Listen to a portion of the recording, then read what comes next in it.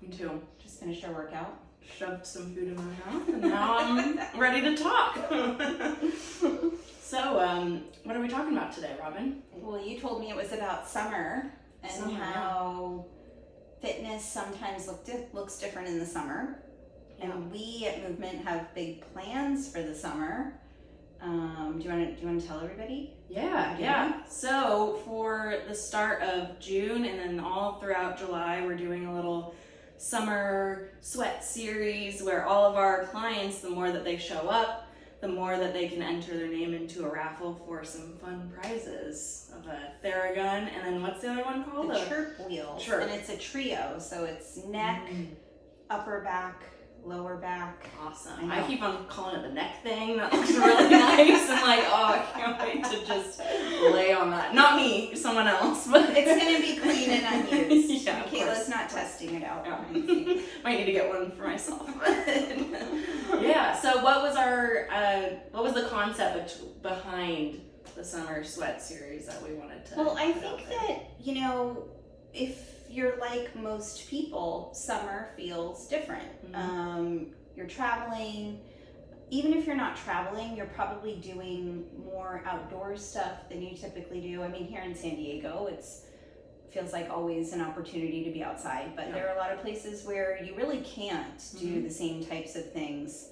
But because summer does feel different, and in our experience, people are traveling or doing things, we wanted fitness to look different for the summer. Like, I think it's important that our workout routines, our training habits are consistent, but also have variability for like normal life. Right? Yeah. Going out of town, maybe going on vacation, and then what are we doing in between those? Are we just not doing anything? I think relaxing is super important.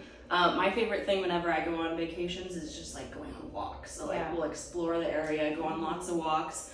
And then if there's a gym, sometimes I'll go to the gym, but sometimes I like to do movement, like doing some stretching outside, or sometimes they have fun classes to do, or finding a little like body weight workout that you can do that's like a staple thing that you can do in like a hotel room or something too. So. And I'm kind of two minds. Like, I think that an intentional pause is really important, particularly if you're super consistent with your training routine anyway. Yeah. Like, a lot of members here, they are showing up 3 days a week, week in, week out, month after month. That's not common. We know that like most of the population is not moving that consistently. So if you aren't as consistent, then I still feel like vacation time needs to have some kind of framework around it. And when I go on vacation, I typically don't work out. I don't go to the gym. I live in the gym. And so for me, it's like a time where I really just decompress. But our family vacations are so super active, and we're doing all those things anyway. I don't know. I think it can go both ways, and I think people really just need to listen to their body and see what it's telling them in that moment. Yeah. Sometimes if you're feeling like you have a lot of chronic stress going on in your body, and you're feeling that mental stress turn into physical stress, maybe take some time to like do extra stretching or just really take time to unwind and see if that can kind of help out. But yeah, I think it's just taking into consideration what your body's feeling, but also like, how have you been in the past? What are you doing right now? What are you going to do for your body in the future? And that there's no one size fits all. Totally. And that probably listening to those biofeedback cues like you were talking about is the most valuable thing we can do for ourselves. Often those cues are telling us that we need to move. We need to get a sweat on and clear out the cortisol. We need to reset our bodies and our brains. But sometimes it's quite the opposite, especially with overtraining, people who overtrain. So what if people don't know what their bodies need? Like, what if they don't, if I feel like a lot of people might not know or understand the biofeedback that maybe is going on. Like, I don't know. I don't know if I want to work out. I don't know if I should rest. Like, what would you say to those people?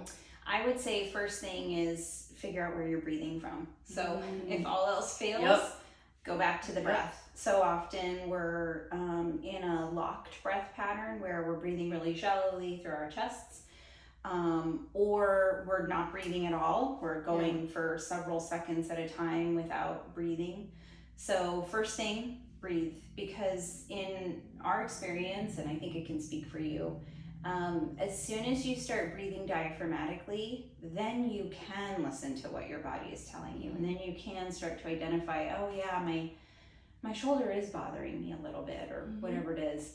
And then I really think like simple stuff like bird dog, things that engage your core, have you moving in different planes of motion, have arms moving in different directions than the legs. It doesn't need to be overcomplicated. I don't know, what about you? What do you... I like to do one of two things. Sometimes if I'm like in a bad mood and I don't know what my body wants and all I really want to do is, my mind's telling me I just want to lay on the couch and not do anything, is I go out for a walk.